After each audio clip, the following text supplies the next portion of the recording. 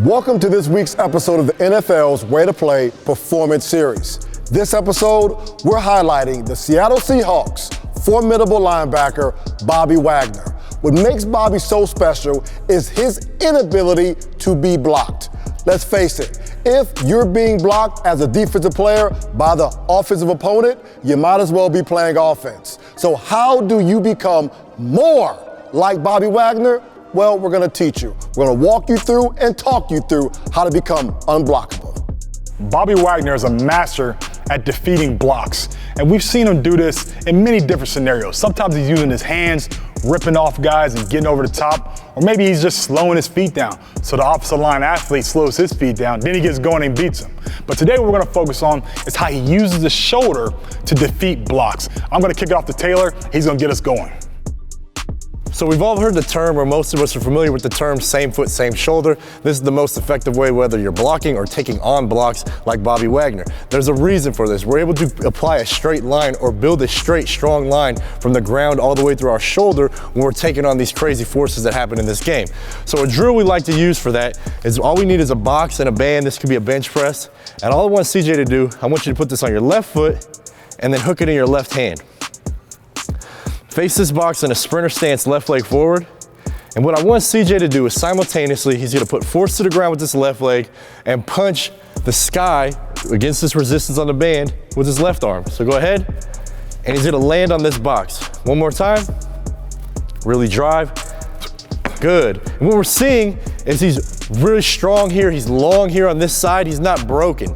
And that's what we don't want to happen on contact. That's why Bobby Wagner is so good at defending blocks, is because he's not getting broken on contact. He's putting that foot in the ground, he's staying strong through that whole line, that whole lateral seam of his body, and he's able to eventually make big plays. Staying with the same theme of making sure we're not getting broken on contact, let's see if we can maintain that stiffness through movement. So what we're gonna do now is we're gonna go to a bear crawl position. Take this band, we're gonna put it right on his shoulder, right in the middle of his shoulder, and I'm gonna be the resistance. And this resistance is the contact that he's feeling from the opposite player who's trying to block him. And he has to use that shoulder to defeat that block. Let's go ahead and get into this bear crawl position. Make sure you got good posture, engage the core, nice neutral spine in the back, keep the knees kind of close to the ground. And now we're gonna do, first thing, I'm just gonna test it just to make sure he's stiff, right? Make sure he's stiff, he's not moving around. Then we're gonna start moving, and I'm gonna maintain this tension on the band. Ready, go, going forward, good. Hips are stable, shoulders are stable, as you can see. Now we're gonna bring it back. Keeping the hips stable, keeping the shoulder stable, good. As you can see, he maintained the stiffness through movement, and that's what we need on the field, because after you defeat that block, you still gotta stay stiff before making the tackle. CJ and Taylor just showed you why it's so important to create stiffness in the upper body when it comes to taking on blocks. And that's something that Bobby Wagner does really well. But another thing Bobby Wagner does at a high level is getting off in blocks. And that's ultimately the most important part, because that's how we can make plays and really make a difference as a linebacker. So we're gonna take that same stiffness that we developed earlier and apply it to movement and make it a little more dynamic, so you can not only take on blocks with a lot of force, but get off blocks as well. So LaCharles and I are gonna take CJ here now and give you some of those explosive movements that still require a lot of stiffness in the trunk, but now take it to a more functional form. And we're gonna start off with a movement that only requires a band and somewhere to string it up to high. So if you don't have a squat rack, this could be the top of a doorpost, it could be the top of a fence, whatever it may be. And CJ is gonna do an explosive pull down. Now we're gonna show you what it looks like first and then talk about it. So do a couple reps here, CJ. There we go, go the other side.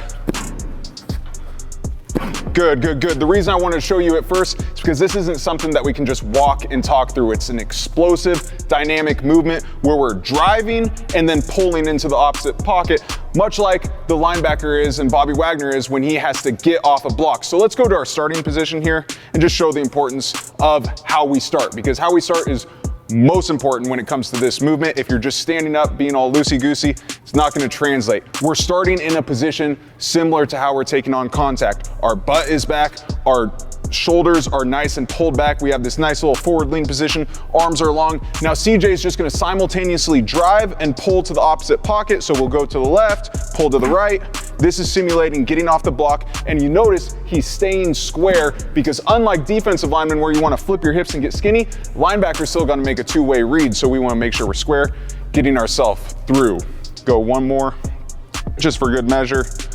Good. Josh, what I like about this is the fact that you're getting the lats involved with this movement. And when people typically talk about upper body stiffness, we don't include the lats. Why are the lats so important in building that upper body stiffness? So lats are so important because even though they're not a core muscle, they help stabilize the core. Now, normally if you looked in an anatomy book, it would say the function of the lats is to control movement at the shoulders. But because they start all the way up here in the shoulders and then cross down into the hips, they cross over our core. So when they're engaged, they're helping to create an extra layer of the core. And even though they aren't core muscles, they create that stiffness that we need on contact. You know what I would like to do is I like to take this med ball and then kind of build on this movement, because what typically happens for an offensive lineman, and I can obviously speak as a former offensive lineman, we don't like playing against guys like Bobby Wagner because they're very difficult to block. And generally we don't like playing against those guys because you end up looking really bad on film come Monday morning. So let's take CJ through this drill right here and take this concept and apply it through a functional aspect, because what we want to have CJ focus on is using the core to rotate and violently drive that med ball into the ground while moving his feet. Here we go, C. Couple of drives, boom, get off for you, good job. Let's do one more like that. I don't really feel comfortable teaching young athletes how to do this because as a former offensive lineman, again, I don't like us getting beat up out here, see? So here we go. Good. Now, typically what happens with the core, and we think upper body stiffness or core stiffness, we think of it from an aesthetics point of view, meaning it looks good. We have a six-pack, and Josh, you understand that very well. But we're not looking for it to look great. If it does, good, but we're looking for it to be functional. And with these two movements here, I feel that it's gonna give young athletes the best chance to, yeah, you'll look better if you keep doing it, but more so you're gonna be better as a football player. And one of the best context points I can give you from a football perspective is the fact that, I played against a guy by the name of Derrick Brooks, and Derrick Brooks, you guys remember who Derrick Brooks is. I just want to age myself. But Derrick Brooks, he was able to play at obviously a Hall of Fame level, not because he was the biggest guy on the football field, but he was the biggest in terms of your inability to stick to him.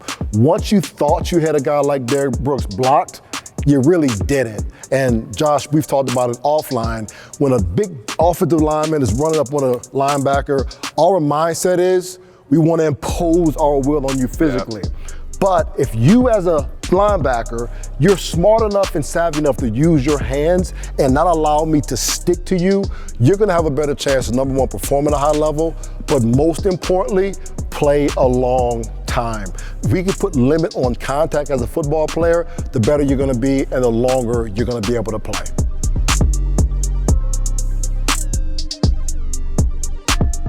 Every great linebacker is a good finisher, and what makes Bobby Wagner so special is his ability to use his hands getting off blocks.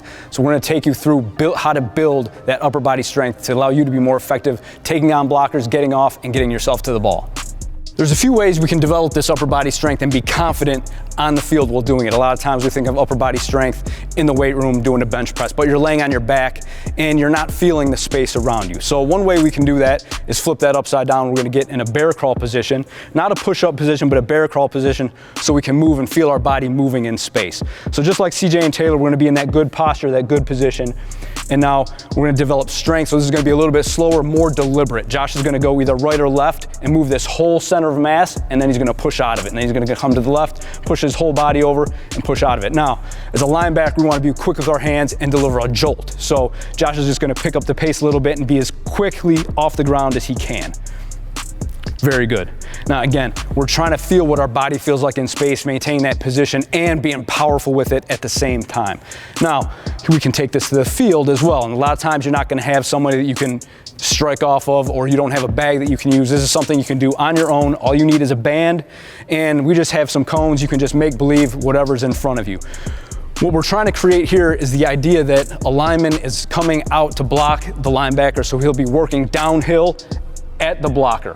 When he gets to a point, he's gonna strike and then either work to a cutback, or he's gonna work over the top and stay on his path and make the play, because we always gotta get to the ball. So the first one, Joshua's gonna demonstrate at good speed. Again, to start with the band, we're gonna wrap it underneath our armpit so it doesn't slide up over our head. So we're gonna work to that third cone, and let's work the cutback coming back to the second cone. set, go. Good strike, and then he works back and he's ready in position to make that tackle. Let's do one more. Now we're gonna go over the top of the block. Set, go. Good strike, and we're working over the top. Good job, Josh, come back. Now another variation you can do is this, as you work to a cone, say you work to the cone, we're gonna work this cutback. We can strike with one hand and work back, or we can do the same thing. We can work with one hand and work over the top as well. Just getting used to using one hand at a time, because you're not always gonna be in a position to use both hands at the same time. Bobby Wagner has made over 1,100 tackles throughout his NFL career.